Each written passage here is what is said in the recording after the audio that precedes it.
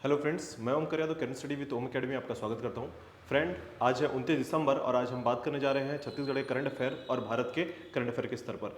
और इसके साथ ही साथ मैं कुछ अंतर्राष्ट्रीय घटनाक्रम पर भी बात करूंगा। चलिए स्टार्ट करते हैं कल के क्वेश्चन से। सबसे पहला जो क्वेश्चन था कल का, मैंने आपको क्वेश्चन दिया हुआ था, ठीक है, उस पर स्टार्ट करते हैं। सबसे पहले देखिएगा कि कोरल लार्वा को जमाने और स्टोर करने के लिए कहाँ के वैज्ञानिकों ने एक नई विधि का खोज किया है, ठीक है। तो देखिएगा, इस नई विधि के तौर पर यहाँ पर दो बातें याद रख लीजिएगा, ठीक है, कि ऑस्ट्रेलिया के ग्रेट बैरियर रीफ पर काम कर रहे वैज्ञानिकों ने कोरल लार्वा को सुरक्षित रखने के लिए, कोरल लार्वा को सुरक्षित रखने के लिए, ठीक है, जो कोरल लार्वा जो होता है उसे सुरक्षित करने के लिए एक विशेष प्रकार की तकनीक जो हल्की तकनीक कहलाती है, ठीक है, विशेष प्रकार की तकनीक ढूंढ निकाली है, ठीक है, अपने रिसर्च के अनुसंधान के द्वारा, ठीक है। तो इस तकनीक को कहा जाता है, याद रखिएगा, इस तकनीक को कहा जाता है क्रायोमेस, ठीक है। तो याद रखिएगा, इस तकनीक को कहा जाता है क्रायोमेस।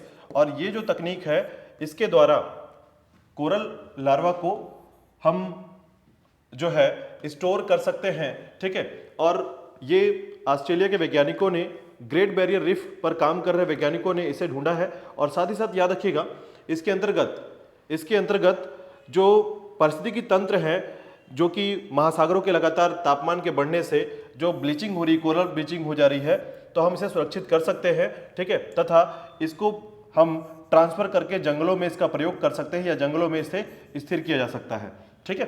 तो याद रखिएगा, इसे कहा जाता है क्रायोमेस, जिसे कहते हैं हम लोग कोरल लार्वा को जमाने और स्टोर करने की विधि। चलिए नेक्स्ट देखिएगा, छत्तीसगढ़ के क्रम पर स्टार्ट करते हैं। सबसे पहले तो देखिएगा, छत्तीसगढ़ के क्रम पर सबसे पहले national inter district junior athletics में बिलासपुर के कितने खिलाड़ियों का चयन किया गया है। तो देखिए, आपके छत्तीसगढ़ के संबंध पे है ये, छत्तीसगढ़ के संबंध में।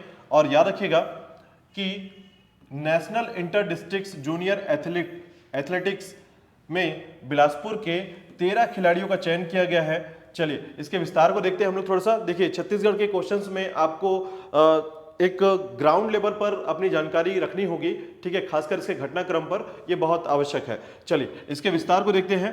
तो देखिएगा, राज्य में एथलेटिक फेडरेशन ऑफ इंडिया के तत्वाधान में 18 नेशनल, ठीक है, 18वीं national inter district junior athletics meet 2023, ठीक है, याद रखिएगा 2023 के लिए जिले के 13 खिलाड़ियों का चयन किया गया है, ठीक है। तो पहले तो याद रखिएगा कि जो ये आपका प्रतियोगिता है, ये है आपका 18वीं national inter district junior athletics meet 2023, ठीक है। इसके लिए बिलासपुर से 13 खिलाड़ियों का चयन किया गया है। यह प्रतियोगिता 12 से 14 जनवरी तक बिहार में, ठीक है, बिहार के पटना में होगी, ठीक है। तो याद रखिएगा, एथलेटिक्स फेडरेशन ऑफ इंडिया के द्वारा किया जाने वाला यह 18वां national inter district junior athletic meet 2023 है, ठीक है। चलिए नेक्स्ट टॉपिक पे देखते हैं।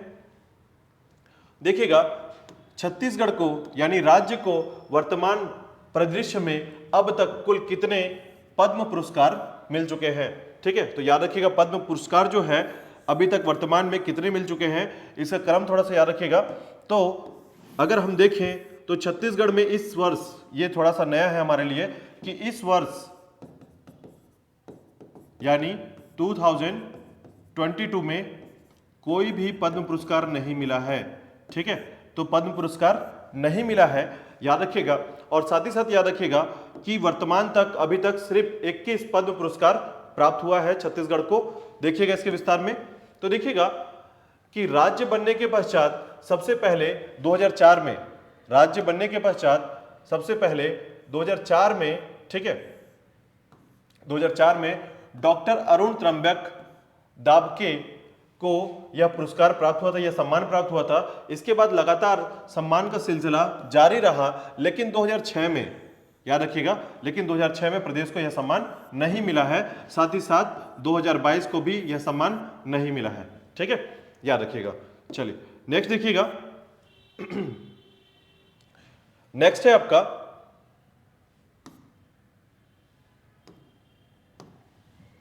देखिएगा राज्य में किस योजना के अंतर्गत गांवों का ड्रोन सर्वे पूरा कर लिया गया है, तो याद रखिएगा इसे कहा जाता है स्वामित्व योजना। ठीक है, स्वामित्व योजना के तहत ग्रामों में, ठीक है, अब ड्रोन सर्वे पूरा कर लिया गया है। इसके विस्तार में देखते हैं यह योजना क्या किस तरीके से कार्य करती है।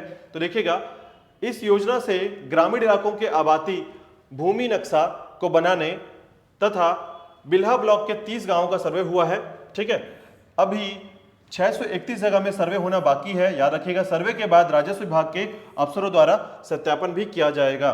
ठीक है, तो यहां पर याद रखिएगा स्वामित्व योजना बहुत इंपॉर्टेंट है। ठीक है, याद रखिएगा किससे संबंधित है, तो ड्रोन के माध्यम से भूमि का सर्वेक्षण करना और साथ ही साथ इलाकों की भूमि के नक्शा बनाने की प्रक्रिया में बिल्हा ब्लॉक के 30 गांवों का सर्वे किया गया है। ठीक है, चलिए नेक्स्ट देखिएगा, छत्तीसगढ़ में 5वें ओपन नेशनल ताइक्वांडो चैंपियनशिप का आयोजन कब से कब तक किया जाएगा। ठीक है, तो छत्तीसगढ़ में ताइक्वांडो, याद रखिएगा 5वें ओपन नेशनल ताइक्वांडो, ठीक है, 5वें ओपन नेशनल ताइक्वांडो चैंपियनशिप का आयोजन जो है ये कब से कब तक हो रहा है, तो याद रखिएगा 23 से 31 दिसंबर के मध्य ये होगा। 29 से 31 दिसंबर के मध्य होगा। ठीक है, तो 29 से 31 दिसंबर के मध्य ये ताइक्वांडो चैंपियनशिप होगा। इसके विस्तार में देखिएगा, इस चैंपियनशिप खेल परिसर सरकंडा के इंडोर हॉल में इंडिया ताइक्वांडो यूनियन, याद रखिएगा, राष्ट्रीय के नेतृत्व में खेला जाएगा। ठीक है, तो इसे इस प्रतियोगिता को कौन करा रहा है, तो याद रखिएगा इंडिया ताइक्वांडो यूनियन राष्ट्रीय, याद रखिएगा इसके नेतृत्व पर खेला जाएगा और इसमें देश भर के 400 खिलाड़ी भाग लेंगे। ठीक है, तो देश के 400 खिलाड़ी भाग लेंगे। याद रखिएगा इस चैंपियनशिप के खेल परिसर कहां पर होगा, सरकंडा के इंडोर हॉल में होगा। याद रखिएगा इंडिया ताइक्वांडो यूनियन राष्ट्रीय। चलिए नेक्स्ट देखिएगा, यहां से आप भारत के स्तर पर हम देखेंगे कि भारत के स्तर पर कौन कौन से घटनाक्रम स्टार्ट होते हैं। ठीक है, आज कल जो प्रमुख घटनाक्रम है उस पर हम डिस्कस करेंगे। तो देखिएगा सबसे पहले कि भारत के स्तर पर रेल मंत्रालय ने रेलवे स्टेशनों के आधुनिकीकरण के लिए कौन सी योजना या नई नीति तैयार की है। ठीक है, तो नई नीति तैयार की है, इसका नाम है अमृत भारत स्टेशन योजना। ठीक है, याद रखिएगा अमृत भारत स्टेशन योजना, ये इंपॉर्टेंट है। आज कल जब अगर हम भारत स्तर पर देखें और राष्ट्रीय स्तर पर देखें तो करंट अफेयर में कुछ ऐसे महत्वपूर्ण योजना जैसे कि आपका वंदे भारत से जुड़ा हुआ योजना है। ठीक है, उसी प्रकार आपका अमृत भारत स्टेशन योजना जो है ये एक इंपॉर्टेंट फैक्ट है। चलिए इसके बारे में थोड़ा विस्तार देखते हैं। इसके विस्तार के संबंध में तो देखिएगा सबसे पहले इसके तहत स्टेशनों का पुनर्विकास किया जाएगा जिससे आंतरिक रूप से, ठीक है, याद रखिएगा, तो आंतरिक रूप से खुर्दा मॉडल ऑफ डेवलपमेंट, ठीक है, याद रखिएगा खुर्दा मॉडल डेवलपमेंट कहा जाएगा। तो खुर्दा मॉडल जो है स्पेशल क्या है इसमें, तो उड़ीसा के खुर्दा स्टेशन का 4 करोड़ की लागत से आधुनिकीकरण किया गया था और इसीलिए इसका नाम रखा गया है खुर्दा स्टेशन के तर्ज पर खुर्दा मॉडल ऑफ डेवलपमेंट। ठीक है, याद रखिए खुर्दा मॉडल ऑफ डेवलपमेंट। यह योजना दीर्घकालिक दृष्टिकोण से निरंतर आधार पर स्टेशनों के विकास की परिकल्पना करती है। इस उद्देश्य के लिए डिविजनल रेल मैनेजर के पास एक विशेष कोष निर्धारित किया जाएगा। ठीक है, तो डिविजनल जो डीआरएम होंगे, याद रखिएगा जो रेल के मैनेजर होते हैं, डीआरएम होते हैं, उनके पास एक विशेष कोष का निर्धारण किया जाएगा। और इसके बाद देखिएगा कुछ और विस्तार इसमें, जिसमें इस योजना के तहत 1000 छोटे लेकिन महत्वपूर्ण स्टेशनों का आधुनिकीकरण किया जाएगा। व्यापक उद्देश्य रेलवे स्टेशनों के मास्टर प्लान तैयार करना है और उनका क्रियान्वयन करना है। हितधारकों की जरूरतों को पूरा कर धन की उपलब्धता के आधार पर जहां तक संभव हो सके स्टेशन का उपयोग संबंधी अध्ययन करना। ठीक है, तो याद रखिएगा अमृत भारत स्टेशन योजना ये इंपॉर्टेंट है, याद रखिएगा। इसके संबंध में और एक बिंदु देखिएगा।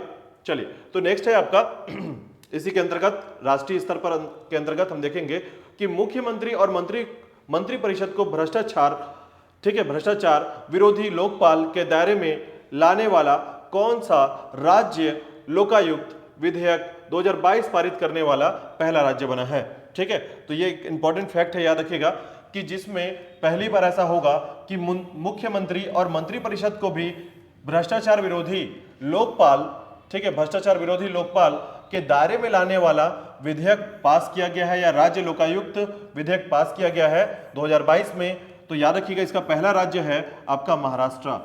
ठीक है, महाराष्ट्र को याद रखिएगा थोड़ा सा। चलिए इसके विस्तार में देखते हैं थोड़ा सा। देखिएगा विस्तार में है कि महाराष्ट्र विधानसभा ने लोकायुक्त विधेयक 2022 पारित किया है और जो कि मुख्यमंत्री और मंत्रिपरिषद को भ्रष्टाचार विरोधी लोकपाल के दायरे में लाता है। ऐसा करने वाला महाराष्ट्र जो है ये पहला राज्य होगा। ठीक है, तो ये बहुत इंपॉर्टेंट फैक्ट है। कारण क्या है कि कभी भी आपको ये दिखेंगे कि राजनेता जो है लोकायुक्त बिल के अंतर्गत या लोकपाल जो बिल है इसके अंतर्गत खुद की जो पदस्थ क्षेत्र है उनको शामिल नहीं करते, लेकिन पहली बार ऐसा होगा जिसमें मुख्यमंत्री और मंत्रिपरिषद को भ्रष्टाचार के विरोधी क्षेत्र में, ठीक है, लोकपाल जो दायरे है उनमें रखा जाएगा। ठीक है, चलिए नेक्स्ट देखिएगा। भारत में बैंकों से संक्षिप्त सांख्यिकी तालिकाएं 2021-22 शीर्षक से अपना वेब प्रकाशन किसने जारी किया है? तो याद रखिएगा आरबीआई ने, जिसमें भारत में बैंकों से संबंधित सांख्यिकी तालिकाएं याद रखिएगा 21-22 शीर्षक से अपना वेब प्रकाशन किया है आरबीआई ने।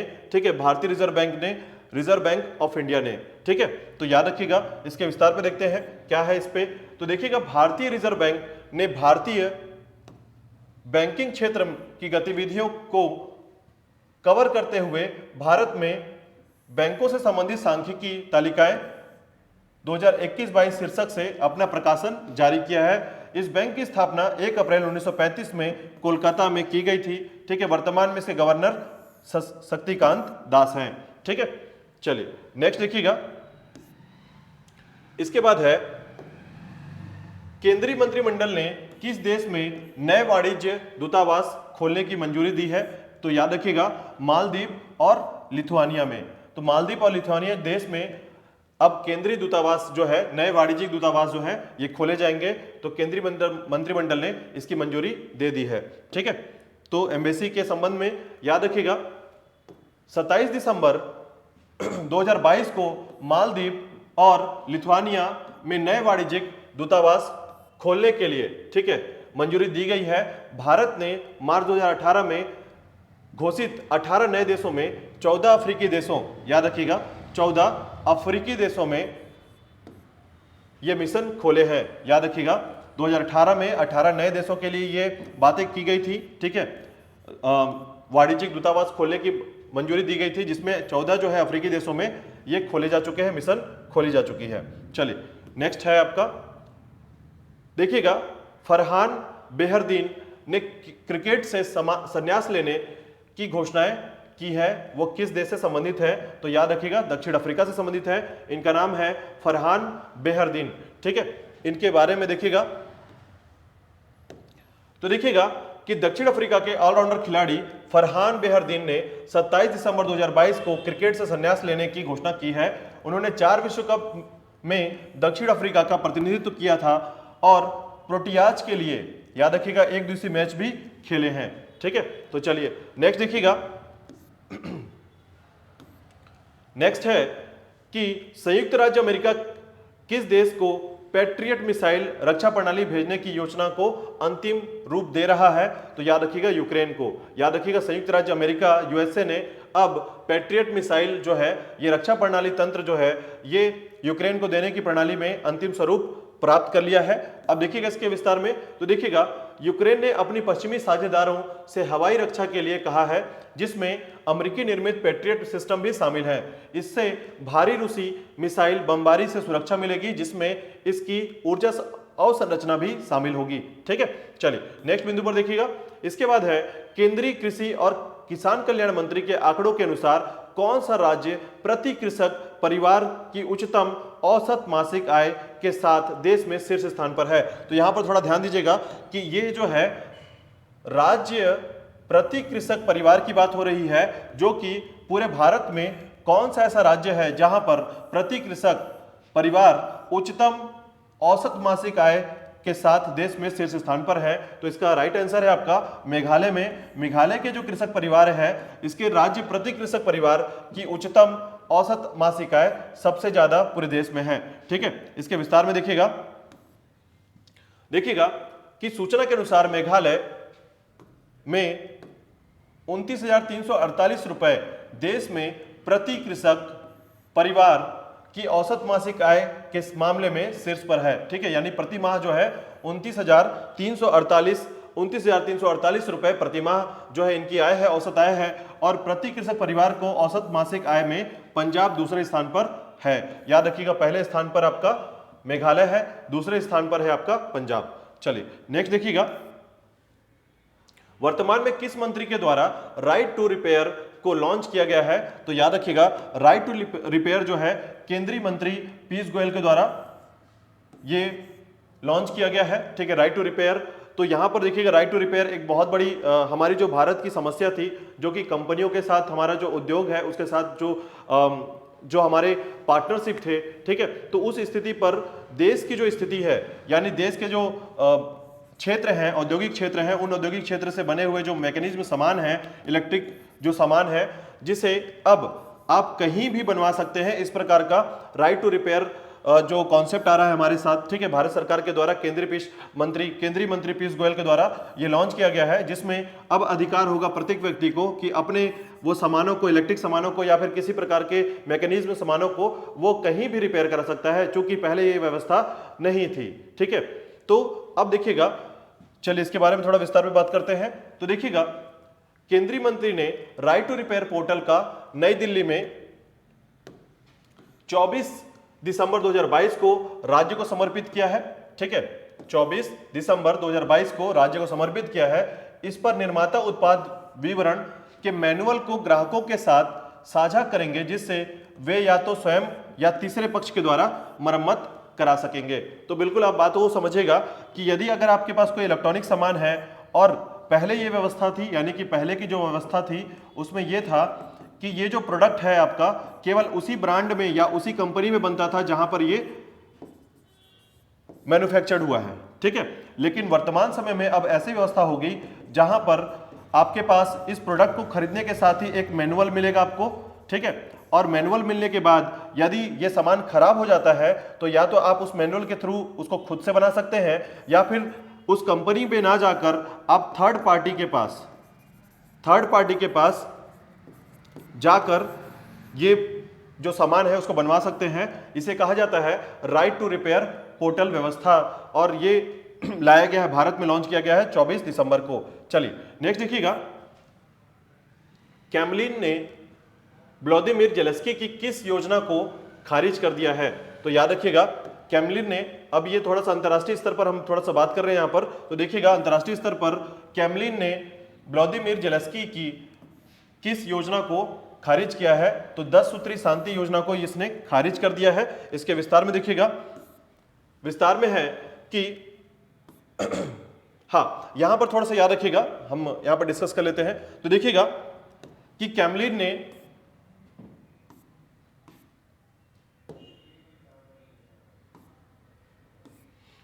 देखिएगा कैमलिन ने व्लादिमीर जेलेंस्की की किस योजना को खारिज कर दिया है? तो याद रखिएगा 10 सूत्री शांति योजना को, जो कि अब आगे चलकर एक दिशा रूप में, या आगे चलकर याद रखिएगा कि आगे चलकर हमें इस प्रकार का संकेत मिल रहा है, क्योंकि आपको जानकारी होगा कि रशिया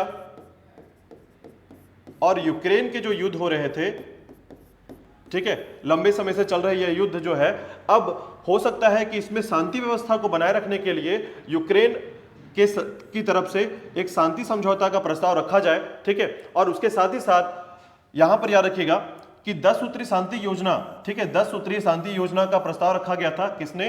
व्लादिमीर जेलेंस्की ने, और इसे कैमलिन ने खारिज कर दिया है। ठीक है, चलिए नेक्स्ट देखिएगा, नेक्स्ट बिंदु है प्रति व्यक्ति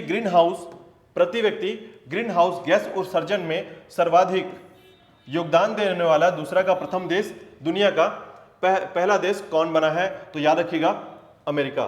तो याद रखिएगा प्रति व्यक्ति जो है ग्रीन हाउस गैस उत्सर्जन में सर्वाधिक योगदान देने वाला, ठीक है, दुनिया का प्रथम देश है आपका अमेरिका। चलिए नेक्स्ट क्वेश्चन देखिएगा। तो नेक्स्ट टॉपिक है आपका, हाल ही में किस देश में सेन वॉन के सम्मान में वार्षिक पुरस्कार का नाम बदला गया है? तो इसका आंसर आपको कमेंट बॉक्स में करना है, तो जल्दी से कीजिएगा कमेंट बॉक्स में आंसर। ठीक है, मिलते हैं कल नए करंट अफेयर के साथ। धन्यवाद।